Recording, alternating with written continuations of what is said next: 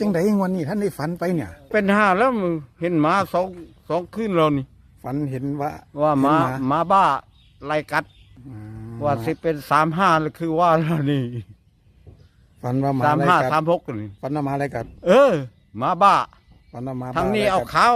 โดนทิพถือค้อนตะปูเล่มนึงว่าสิตีบ่ได้ตีเอาขาถีบเลยขาถีบขากะ5แล้วนี่35ว้าหมากะ5ก็เล่นตี35 3เลย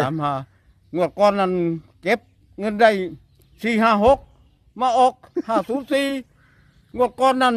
3ยัง339จำได้339มาออก93แม่นเอ้าวันนี้ฟันดงให้ตัวนึงมาจังได๋ว่า35ละไป35เลย